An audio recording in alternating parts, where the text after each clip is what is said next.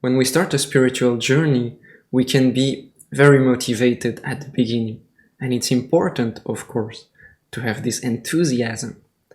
And most of the time, we think that even in a project or anything we start, we have expectations, and that's natural. We think, if I meditate every day, if I work on myself, I will be there maybe in a few years. And we start projecting ourselves, and that's absolutely normal. Just as when we start a project or a business, we think, okay, I will associate myself with this person, I will do this and that, and in 2 years maybe we will have financial stability. But life has sometimes some teachings to bring us on the way, and our plans are not matching always the reality. And this can sometimes be quite a challenge when we live ordeals. When we had expectations, we thought everything was going well, and then poof, there is difficulties, there is financial instability, and we planned everything well. We did everything that was right. But would it be the same if everything was easy? Would it be the same if you had nothing to improve on the way?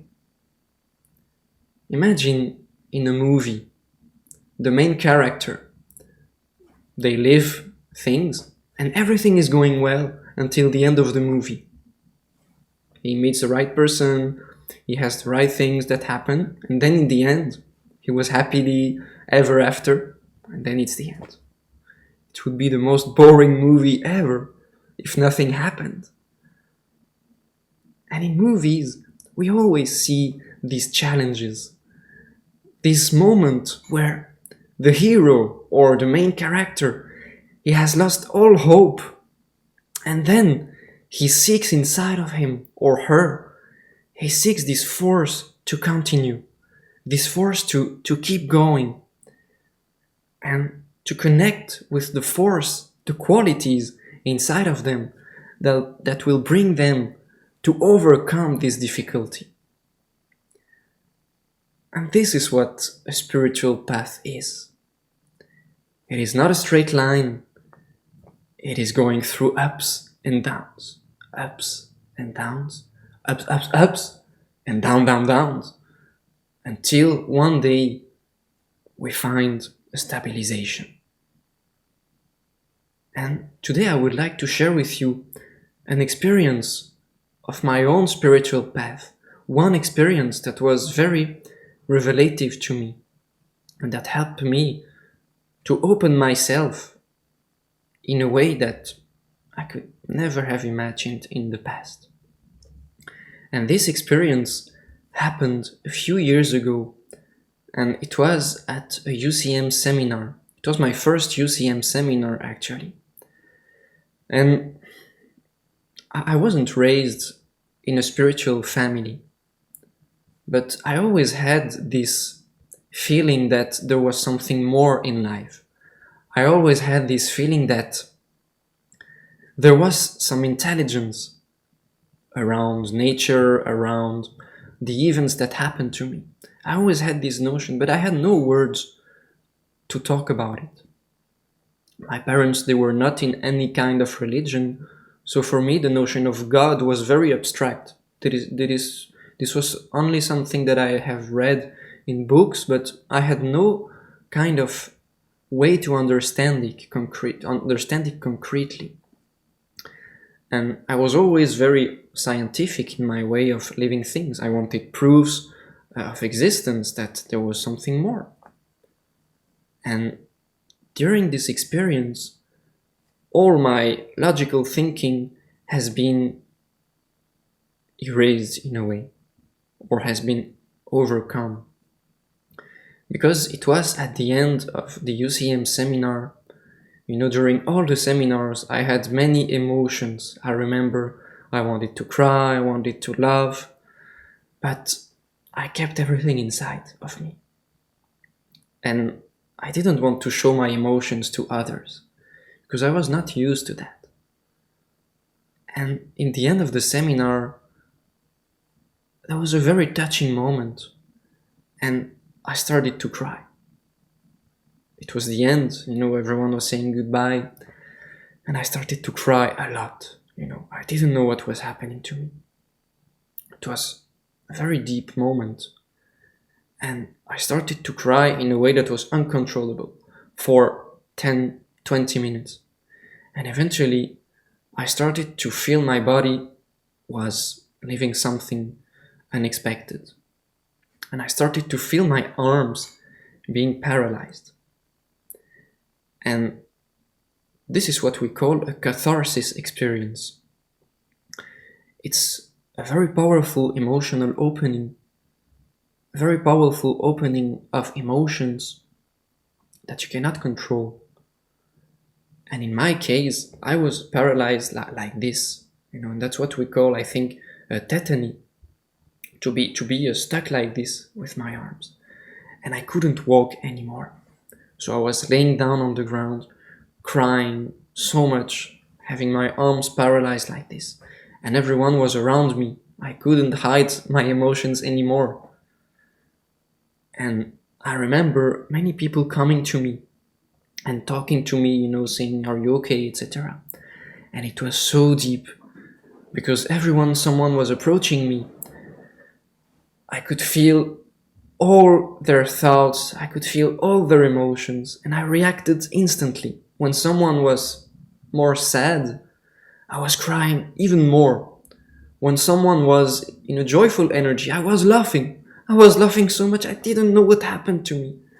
It was an opening that was very, very powerful. And I remember Kaya was there, and he explained that it was kind of tsunami, an inner tsunami I was living. I had retained so much memories inside of me, and it exploded in a way at that moment. It was a very deep form of emotional liberation that I experimented. And I remember during this experience, the more I tried to control what was happening to me, the more my arms were stuck like this. And it was revealing me how much control I could put sometimes in my giving and receiving. My hands, they symbolize this, the giving and the receiving. And it was stuck exactly at the image of how I was stuck sometimes when I was talking to others. And the more I came back to myself, the more I was not dramatizing what was happening, the more eventually I calmed down and I felt my arms, releasing from this tension. And it lasted for around 1 hour, 1 hour and a half or something like that. And after that moment, I completely changed. Because there was a great opening happening inside of me. And I was looking completely differently at life. I was looking at the trees, I remember. I could feel all the magnificence of nature that was there in front of me. I was looking at the sunlight. I was so touched to see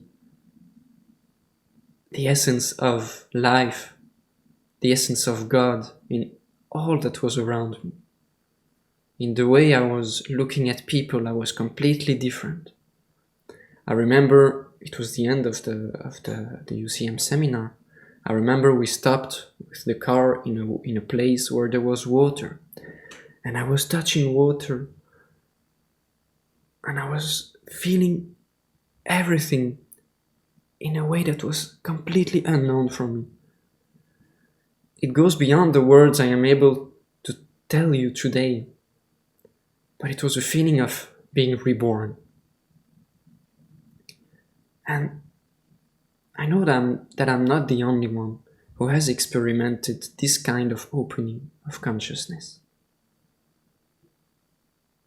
But something I would like to share with you is also the aftermath of this experience.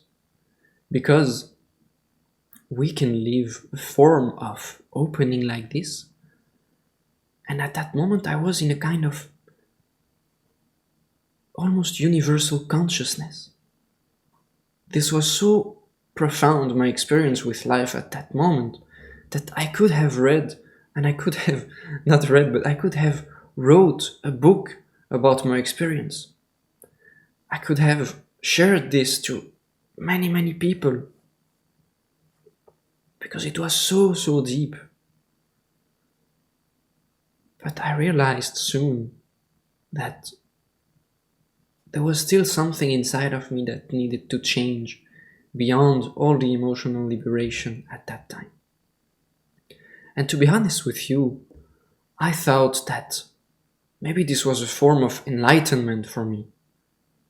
And we often hear in some books of spiritual development or some people who have experimented these kind of things that they feel like they were enlightened. And yes, I felt like this. I felt there was some kind of divine intervention that was opening me. But very soon, when I came back in my concrete life, when I came back in my daily life, I was facing things in a new perspective. And in a perspective that made me very sensitive. So when there was something beautiful like the trees or water, as I shared with you, it was wonderful, it was, wow, amazing. But when there was something negative happening to me, it was also very, very intense. I was reacting very, very much. Not always externally, but inside of me, I could feel sometimes a lot of anger, sometimes a lot of stress, sometimes a lot of anxiety. And I thought I was enlightened. I thought I had reached the point of opening, but I was still living some negative things. And I quickly understood that I went up during this experience. Life had me being the witness of the universal consciousness. But after that, it went down. And I wasn't feeling the same afterwards. I felt this opening, of course. My senses were opened. But this connection to the universe, this connection to nature, eventually it faded with time. And for me it was very surprising, because I thought, I had reached a point, I am spiritual, it will only go like this. Life had other plans for me. They wanted me to go down in my memories also. And I had to have a work on myself of humility to understand that, yes, I have things to understand, I have things to work on myself in order to stabilize this state of consciousness, in order to live this again as much as I can, but in a way that was stable, not destabilized by the least disturbance. And we can see things like this sometimes that really touch me, because I understand what it is. You can see some spiritual masters that call themselves like this, and that turn out to become very angry at what disturbed them. They turn out becoming very criticizing about other spiritual masters or something. And I know what it is, because they could have reached some kind of opening inside. They have a lot of spiritual opening, yes, and they can have wonderful things to share. But as soon as they have an energy that is hurting others, that is sometimes too detached from matter also, and too disconnected from concrete things in life, it is like a half spirituality, in the way that you put aside your resonances and who you are. And this can create a lot of dualities. A lot of dualities. And I was living these dualities so deeply.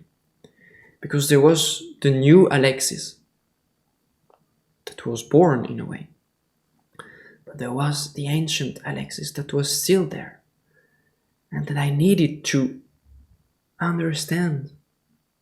I could not just go away from who I was in the past. I needed to understand myself deeply, to understand my reactions, to understand what was happening to me. And these dualities, when we don't understand them, it can be very, very painful. And this is sometimes what people in psychiatric hospitals can live. They have so many dualities inside of them. And it creates some kind of split in the personality.